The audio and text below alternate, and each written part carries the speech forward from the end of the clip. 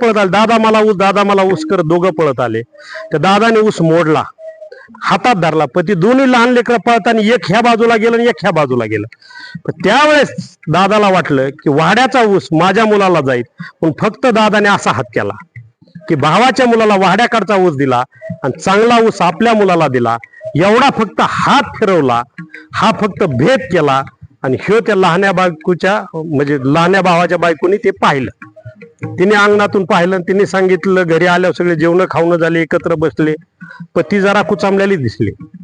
मग घरी गेल्यावर बसल्यानंतर महिला मंडळ दिवसभर किती घरच्यांनी एकमेकाला त्रास देऊ द्या, सासूने देऊ, सासऱ्याने देऊ, कुणी देऊ. नवरा घरी आला आणि एकटा गाठला की त्याचा पिना पाडलाच, कुणी असो, तुम्ही असो, कुणी असो. म्हणजे 100% राग काढायची जागा तेवढीच असते आणि ती एकांतातच काढावं लागते. इथं इकडे तिकडे काढून काय जुळत नाही. तर बऱ्याच जणाला तो अनुभव, आज बी लय लोकांना त्रास आहे, म्हणजे मला नाही सगळ्यालाच, म्हणजे बऱ्याच जणाला त्रास आहे तो.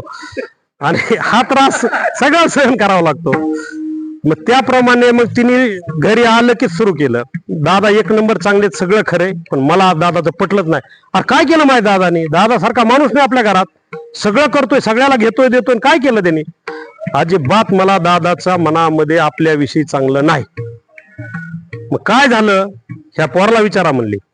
दादानी वाड्याकडचा ऊस ज्यावेळेस पोरगा पळत आला त्यावेळेस चांगला ऊस आपल्या भयाच्या बाजूने होता. ज्यावेळेस बाह्या जवळ आला तेव्हा लगेच हात फिरवला, वाड्याचा ऊस आपल्याला दिला. दादाच्या मनात भेद आला म्हणली, आणि हा भेद दादानी केला.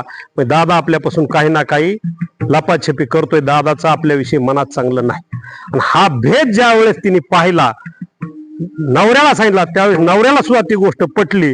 तो म्हणला, दादा दुसऱ्या दिवशी सकाळी उठले, म्हणला, दादा मला काय एके जागा राहायचं नाही, माझी मला देईन, तुझी तुला घे. हे सगळं का घडलं? तर फक्त आपण भेद केला म्हणून. हेच तुकाराम महाराज अभंगाच्या प्रथम चरणात